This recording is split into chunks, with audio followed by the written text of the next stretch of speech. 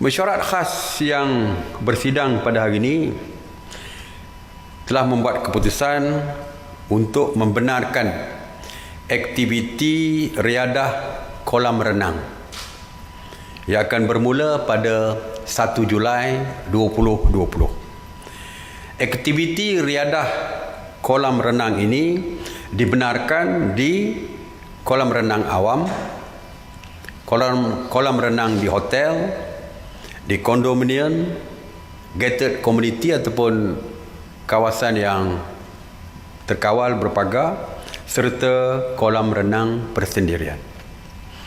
Walau bagaimanapun, prasyarat di setiap lokasi kolam renang ini mestilah menyediakan lifeguard dan pemantau ataupun penyelia bagi memastikan keselamatan pengguna serta jumlah dan masa penggunaan yang terkawal.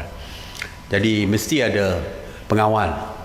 Bukan saja untuk mengawal keselamatan pengguna kolam renang, tapi juga untuk memastikan supaya jumlah yang dibenarkan berada di kolam renang berdasarkan saiz kolam renang itu sendiri. Jadi tak boleh berasak di dalam kolam renang tetapi dibenarkan dengan jumlah yang sesuai dengan saiz kolam renang tersebut, dan mungkin mereka juga perlu menghadkan masa untuk setiap yang berada di kolam renang tersebut. Jadi ini adalah tugas asas yang perlu ada, yang prasyarat dan tugas yang perlu dilakukan oleh penyelia kolam renang tadi. Dan lain-lainnya SOP seperti yang saya umumkan sewaktu saya umumkan tentang kebenaran aktiviti latihan sukan di kolam renang. Dari segi klorinnya kena cek, ya, dari segi penjarakan di dalam kolam tu 3 meter di antara satu sama lain, bukan 1 meter di dalam kolam, mengikut SOP latihan sukan 3 meter.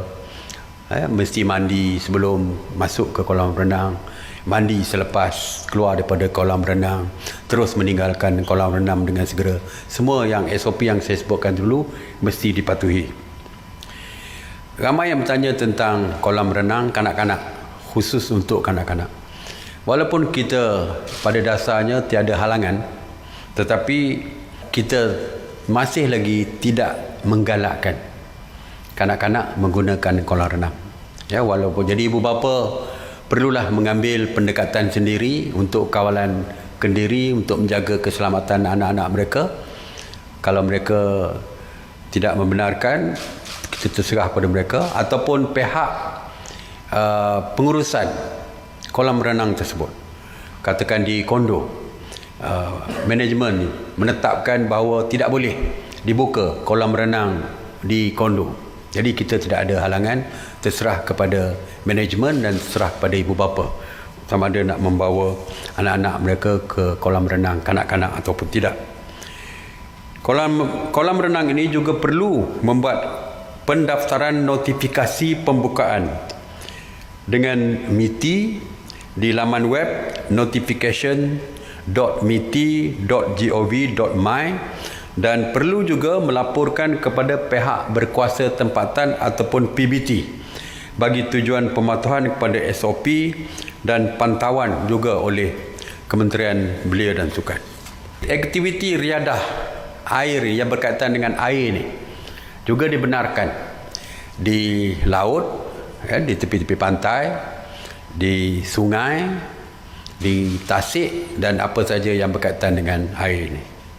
Walau bagaimanapun, taman tema air masih belum dibenarkan setakat hari ini. Mesyuarat juga bersetuju untuk membenarkan aktiviti pawagam ataupun panggung wayang, teater dan juga live event. Ya, kita benarkan mereka membuka semula.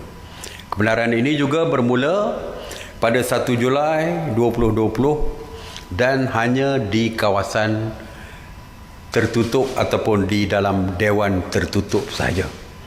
Yang SOP-nya juga mestilah ketat dari segi kawalan kemasukan, dari segi jumlah tidak melebihi daripada 250 individu setiap pertunjukan dan tertakluk juga kepada keluasan dewan tersebut. Kalau dengan penjarakan sosial 1 meter kurang daripada 250, maka kuranglah daripada 250 dan tidak bolehlah, walaupun kita kata 250, tak boleh mereka benarkan 250 penonton, mesti berdasarkan saiz dewan tersebut. Setakat hari ini kita masih kekal dengan 250. Dan untuk sebelum masuk, SOP biasa, cek dari segi temperature, suhu badan, pakai topeng muka, cuci tangan dengan sanitizer, dan di dalam panggung pun mesti diletakkan tanda untuk penjarakan. Jadi kita benarkan mulai 1 Julai